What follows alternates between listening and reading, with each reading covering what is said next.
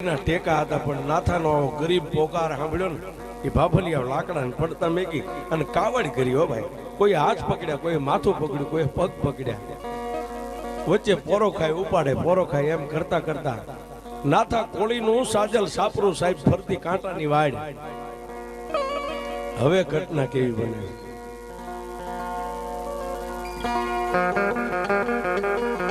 ઝૂંપડાની માલપા મનીષભાઈ એક રોટલો થાય એટલો ખાલી બાજરાનો લોટ, અને ગરીબભાઈ હાથમાં કથરોટમાં લોટ ને મહળીને પોતાના ધણી માટે રોટલા બનાવે છે. રોટલો બનાવે શું કામ? એને ખબર હતી કે હમણાં મારો ધણી લાકડા કાપીને આવશે ને એને ખાવું જોઈએ. એક જ સાહેબ એક રોટલો થાય એટલો જ લોટ. એ અડધો રોટલો આમ ટીપ્યો નો ટીપ્યો, ત્યાં ઓલા ગામના વડીલોએ ફળિયા વચ્ચે હેઠે ઉતારી એમાંથી એક બાપા એટલું બોલ્યા, બાપા કોઈ ઘરે છે? કોઈ ઘરે છે બાપ?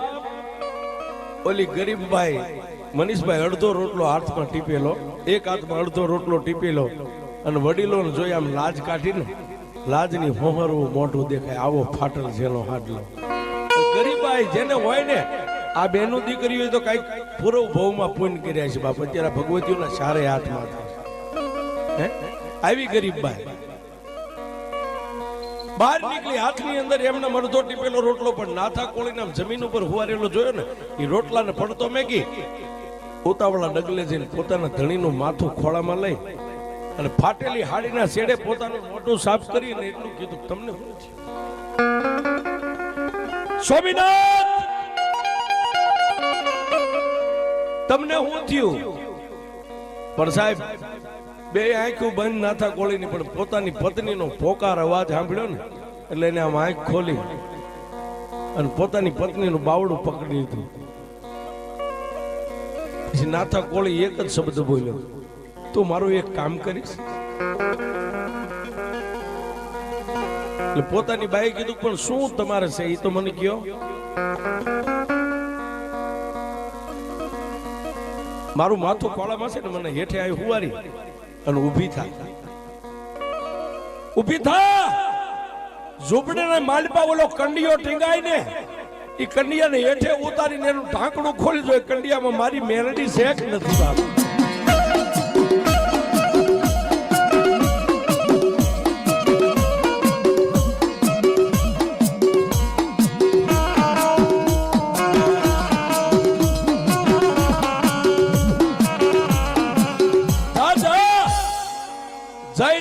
કંડિયામાં જોજો મારી મેલડી શેખ કે ગામત્રે વહી ગઈ. અને ગાંડી મને વિશ્વાસ છે જે મેલડી નો બની જાય ને એને કોઈ દી કમો તે મરવા દે ને તો તેને મેલડી નો કહેવાય.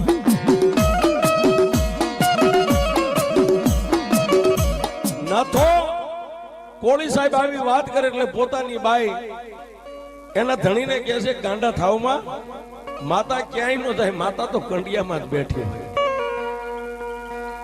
એ વાતને ભૂલી ગયો એટલે એક વાત પકડી, મારા છોકરા ક્યાં, મારા બાળકો ક્યાં? સ્વામિનાથ બાળકો નિશાળે ભણવા માટે ગયા છે, તો મારા બાળકોને કોક બોલાવો ને, મારા બાળકોને મોઢા જોવા છે. આટલો શબ્દ બોલ્યો ને બાપ, ત્યાં પંચમા ભૂતના પૂતળાને ખાલી કરીને આતમ રાજા નીકળી. ખોળિયું ખાલી થઈ ગયું, બાઈ માથાના વાળ મંડી ગઈ ખેંચવા, ગાંડી તૂર થઈ ગઈ રોઈ રોઈ. પણ નહીં કાકા નહીં કુટુંબ, એટલે આજુબાજુના પાડોશીની 5-10 બાઈઓ ભેગી થઈ અને બાઈને બાવડું થોબીને એક બાજુ બેહારી. ગામના થોડા દાદા માણસો વડીલો ભેગા થયા. ભાઈ નાથાને પાછળ આગળ પાછળ કોઈ નથી ગામમાં. હવે જે કાંઈ એનો પરિવાર કયો કે એનું કુટુંબ કયો, આપણે આખું ગામ હવે આની હારીકારી કરી નાખી. નિશાળે બેલ વાગ્યો, નિશાળેમાંથી છૂટ્યા. હો હવે વાતની સાહેબ મજા છે. બે ભાઈ બેન 8 વર્ષની દીકરી 9 વર્ષનો દીકરો હાથા જોડી કરી ખંભાની માલ પર દખ્તર રહી ગયા છે અને ઊભી બજારે હાલ્યા આવે છે. પણ થોડેક દૂર અહીંથી આ રોડ રહ્યો એટલે દૂર રહ્યું પોતાનું મકાન, પોતાનું ઝૂંપડું. આ રોડ જેટલું દૂર રહ્યું એટલે ઓલી બેને ભાઈનો હાથ પકડેલો, એને કીધું, ભાઈ જલ્દી દોડ. બાપુ વગડામાં કાયમ લાકડા કાપવા જાય છે ને વગડાની માલપાથી કઈક પક્ષી પકડીને લાવ્યા છે. આમ તો આખું ગામ જોવા માટે ભેગું થયું છે. બાળકને ખબર નથી બાપ કે આ ત્રિલોકના નાથે અમારા માથેથી સતર લઈ છીનવી લીધી. અને સાહેબ બે ભાઈ બહેન ગણગણતી દોઢ મિનિટ માણસના ટોળાની હોહરવા આવીને વચ્ચે આમ નજર કરે ને પોતાના બાપની મયત પડ્યું છે. બે ભાઈ બહેન એકય આંખનું મટકું નથી મારતા, એમના આંખું ફાટી રહી, આમ નજરની મેખો લાગી ગઈ. એટલે ગામના માણસોએ ભાઈ ને બેન ને બેયના બાવડા થોપી અને ઝૂંપડાની માલપા પૂરી દીધા. શું કામ? બાળક છે બી જાય. અને આગળથી દરવાજો બંધ કર્યો. આગળથી દરવાજો બંધ કર્યો.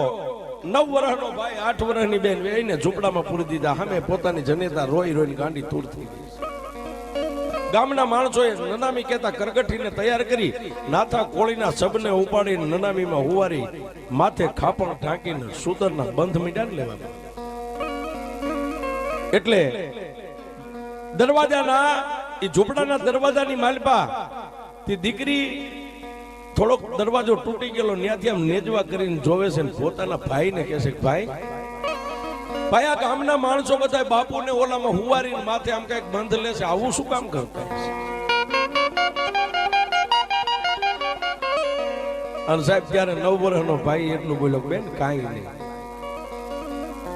થોડીક વાર થઈ ગયા, પાછો ભાઈને પૂછ્યું, ભાઈ હું તને પગે લાગુ, મને કહે તું ખરો બાપુને આ બધા આમ શું કામ કરે? અને સાહેબ પછી 9 વર્ષનો દીકરો પોતાની બેનને રૂડું મનાવવા માટે શું બોલ્યો ખબર છે? બેન, આપણા ગરીબ ઝૂંપડાની માલપા માન બાપ ઘણીવાર બાંધતા ને, બાપુ રિહાઈને વ્યાજ હતા, ગામના સરપંચ એને મનાઈ આવતા હતા, આડોશી પાડોશીના વડીલો એને મનાવતા હતા. અરે ક્યાંક બાર ગામ વ્યાજ જાય, એના મોહાળમાં જાય તો બાપુના મામા મોહાળી જાય એને સમજાવીને પાછા મેં કરતા. પણ બેન, આજ તારો ને મારો બાપ એવો રિહાઈ ગયો છે કે અહીંથી જાય છે પછી કોઈ દી પાછો નહીં આવે.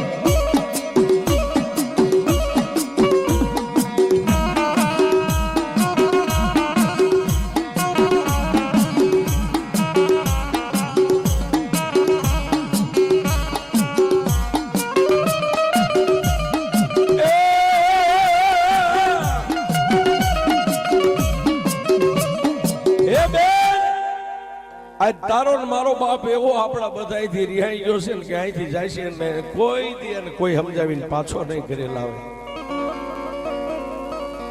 પણ દીકરી અબળા છે ને સાહેબ, ભાઈ નું બાવડું પકડી અને આમ બાવડું પકડીને હલાવીને એટલું કીધું, ભાઈ ગામમાં કોક તો હોય છે ને બાપુ, તમે તું નો જાત કાંઈ નહીં, માં નો જાત કાંઈ નહીં, હું જાઉં, મને નામ તો દે, કોક બાપને સમજાવે એવું તો હોય છે ને. અને સાહેબ દીકરી બહુ દલીલ કરવા માંડીને એટલે પોતાના ભાઈએ ફરીવાર બેનને રૂડું મનાવવા માટે એટલું કીધું, હા બેન એક છે. કોણ? ગામના સરપંચ કે નહીં, ગામના કોઈ વડીલ કે નહીં, રામજી મંદિરના મહંત છે કે નહીં, શિવ મંદિરના પૂજારી કે નહીં, તો અહીંથી ઊભી બજારે વહી જા. ગામના ચોકમાં રામજી મંદિર છે, ચોક વટાવીને ગામના છેલ્લે ઝાપે ત્યાં ગાગર બેડિયું તોરણ બાંધ્યું છે, એની નીચે ઉભા રહીને જમણા હાથ ઉપર નજર કરજે એટલે મોટો હડીખમ એક પથ્થર પડ્યો છે. અને પથ્થરની માથે 1.25 ફૂટનું એક સિંદૂર વાળું ત્રિશુલ બનાવેલું છે. બેન એની પાસે જા અને ઈ જો કઈક તને જવાબ દે ને તો બાપને ઈ સમજાવીને પાછો મેકલે, બાકી જગતમાં બીજું તો કોઈ ધ્યાન નહીં.